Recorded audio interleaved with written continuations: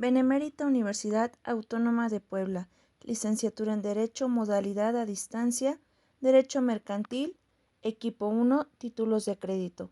El presente video tiene como finalidad dejar claro los conceptos básicos de los títulos de crédito, como su tecnicismo, características, requisitos, definición según la legislación vigente, forma de circulación y su transmisión. Se hablará sobre el endoso, el término aval. Se hará mención de una tesis de la Suprema Corte de Justicia de la Nación, donde cada uno de los integrantes del equipo expondrán el tema previamente investigado y con la aportación en conjunto, teniendo como resultado final nuestras conclusiones de esta figura tan importante en el ámbito mercantil y que es elemental para los negocios jurídicos. Además, cabe mencionar que en el título de crédito se incorpora un derecho que se va a encontrar expreso en el documento contenido. Esto será escrito de forma literal, que da como resultado la obligación misma de las partes.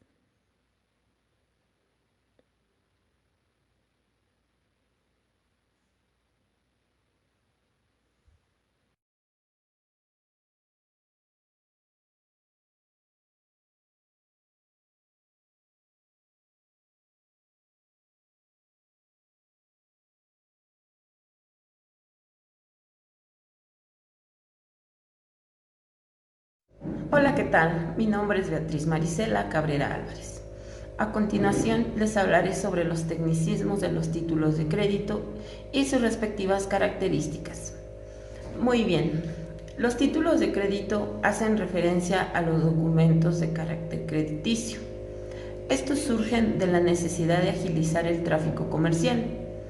Puede ser el pagaré, un cheque o una letra de cambio.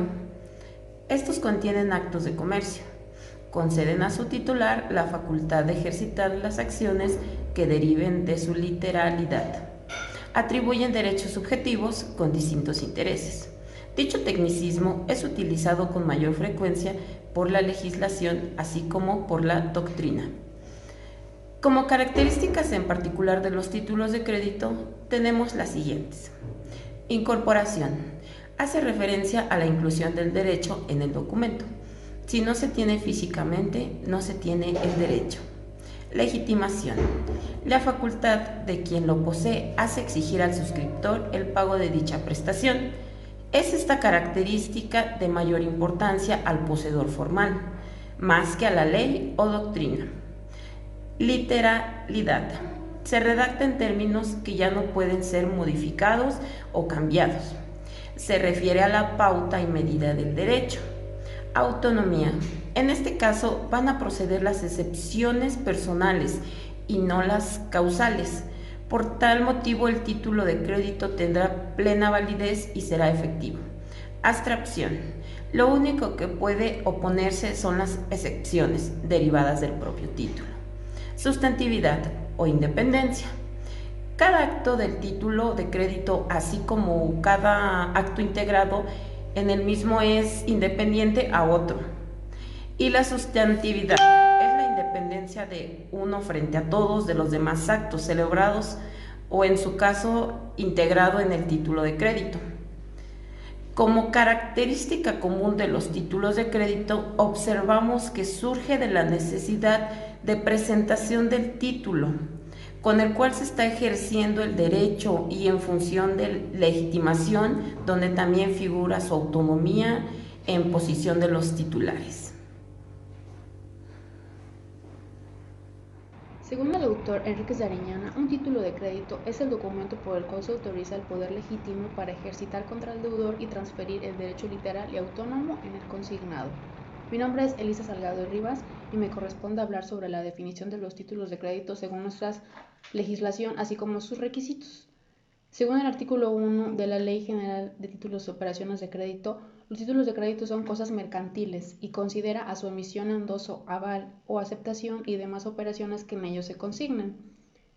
Los derechos y obligaciones de los títulos de crédito se encuentran regulados en su artículo número 2 y menciona que las operaciones de crédito son actos de comercio y se rigen por lo dispuesto en esta ley y en las demás leyes especiales por la legislación mercantil, por los usos bancarios, así como por el derecho civil. Los requisitos de los títulos de crédito se dividen en esenciales, no esenciales y adicionales. Los esenciales son los más importantes y deben cuidarse que nunca falten, pues su omisión invalida los derechos y obligaciones derivados de los títulos. Los no esenciales pueden omitirse intencional o inadvertidamente, sin que estos pierdan su validez, ya que la ley suple la omisión disponiendo lo que debe entender en cada caso. También tenemos a los adicionales. Esos pueden agregarse a los requisitos normales que deben contener los títulos de crédito y que por estar previstos estos en la ley surte sus efectos legales. Hola, buenas tardes. Mi nombre es Itzel Andrade y yo les voy a hablar acerca de la transmisión, circulación y el endoso de los títulos de crédito. Eso los encontramos fundamentados en el artículo 21 de la Ley General de los Títulos de Crédito y se dividen primeramente los de circulación en normativos, que son los que se encuentran expedidos a favor de una persona en cuyo nombre se consigna en el texto mismo del documento. De ahí, posteriormente, tenemos los títulos del portador, que no se encuentran expedidos a favor de una persona determinada o en su caso que contengan o no la cláusula al portador. Posteriormente tenemos lo que son la transmisión de los títulos de crédito, que hace referencia al, como su nombre lo indica, poder transmitir el derecho así como la obligación del título. Un ejemplo claro de ello es el endoso, que es el medio para transmitir los títulos normativos. Esto quiere decir, como ya lo había mencionado anteriormente, se recibe el derecho, pero se adquiere la obligación de cumplir con el pago del mismo crédito, que se encuentra totalmente expreso literalmente en dicho endoso, del cual tenemos, por poner un ejemplo, el primero que es el endoso en blanco, que se da con la sola firma del endosante, posteriormente el endoso al portador, que produce el efecto del endoso en blanco, y por último el endoso en propietario, que se transfiere la propiedad del título, así como todos los derechos que en él se conlleva. Hola, soy Jaime Manuel Reyes García. Participaré primeramente con el tema Tesis de la Honorable Suprema Corte de Justicia.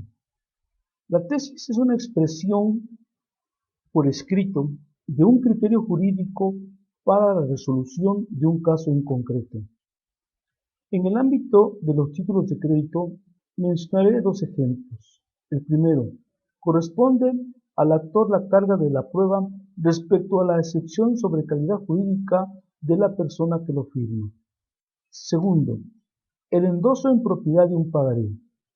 Cuando existe la palabra indistintamente, significa que la obligación es mancomunada, según el artículo 5 de la Ley General de Títulos y Operaciones de Crédito. Hablaré del aval. El aval se encuentra previsto en los artículos del 109 al 116 de la Ley General de Títulos y Operaciones de Crédito y aplica a todos los títulos de crédito. La función económica del aval es de garantía, es decir, su firma da certidumbre de cobro del documento. Por lo tanto, el aval se convierte en un deudor directo y solidario del avalado.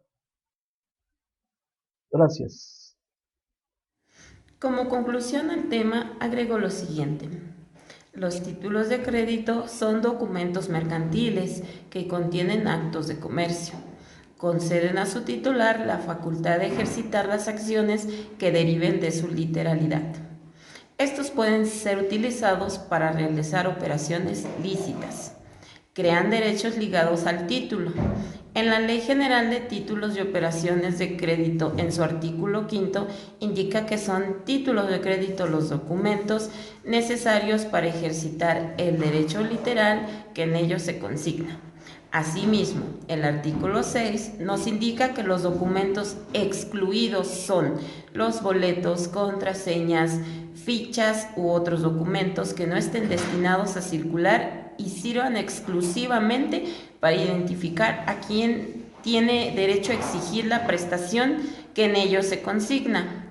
La transmisión del título de crédito implica el traspaso del derecho principal en el consignado y, a falta de estipulación en contrario, la transmisión del derecho a los intereses y dividendos caídos, así como de las garantías y demás derechos accesorios.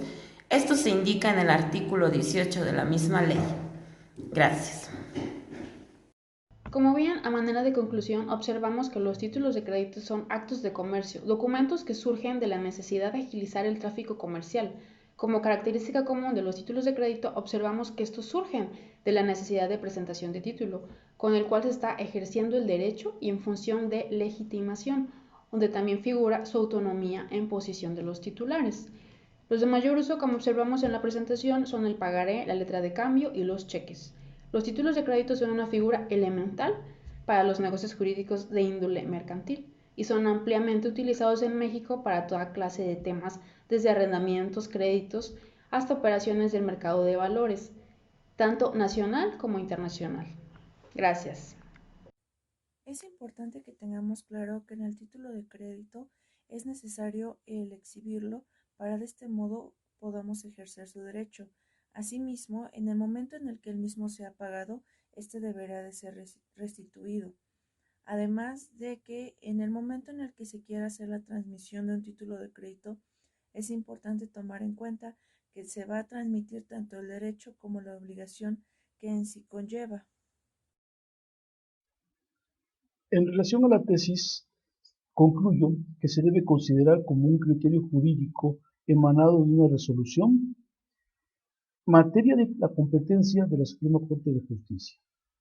En relación al aval, concluyo que se trata de una persona física o jurídica que garantiza o asegura el cumplimiento de la obligación, asumiendo el pago de la deuda de otra persona si ésta no la realiza.